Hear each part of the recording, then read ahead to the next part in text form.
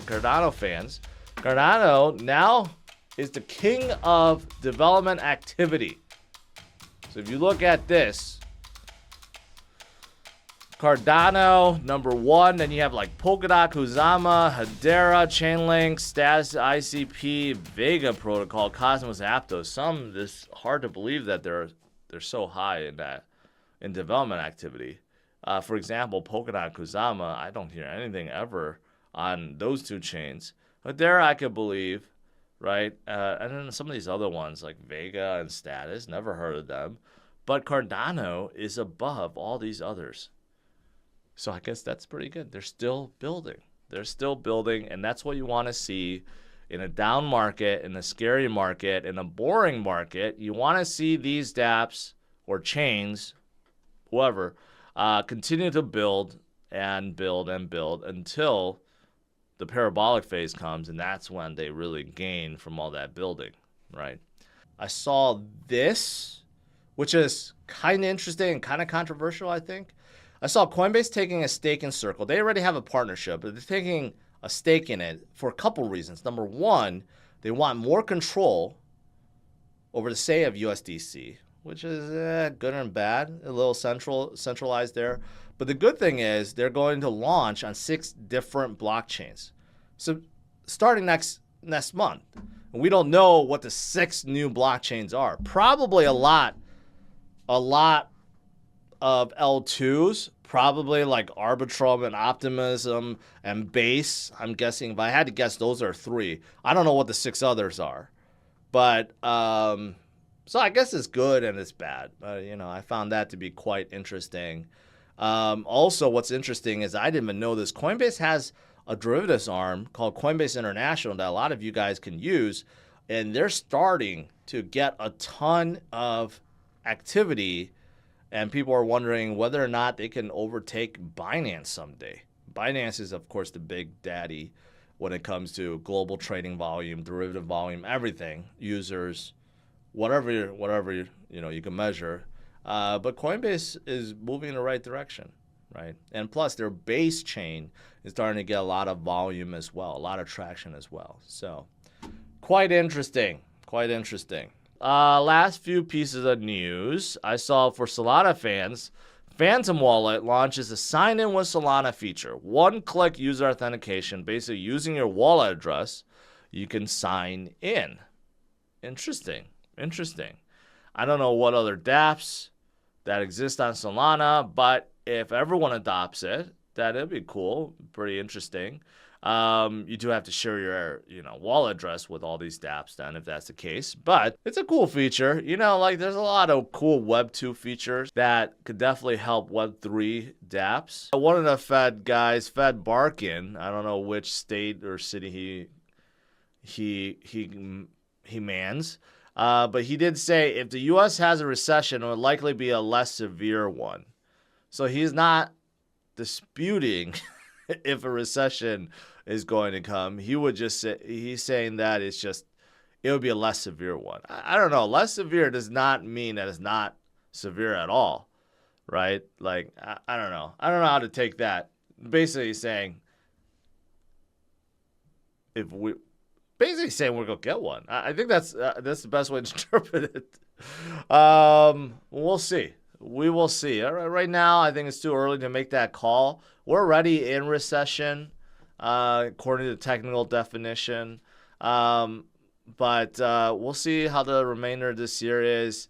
Right now, unemployment is still low. Jobs are still being filled, right? Inflation is coming down.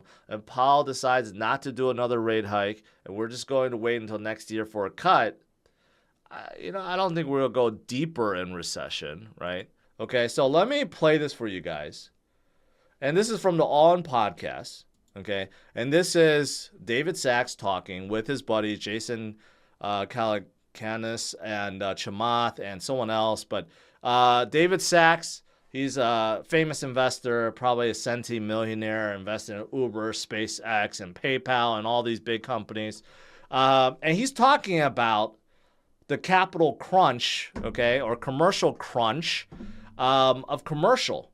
And he gives an example of his own building and what he's going through, right? So let me play this real quick for you guys. Example from my own portfolio. I have a building. Just to simplify, the valuation. You got a couple of buildings, but okay. You're talking about I got one a building that's worth about $15 million. It's an office building, okay? There's a $9 million loan on it that is coming up to be refinanced at the end of the year. So I'm talking to the lender about rolling it over.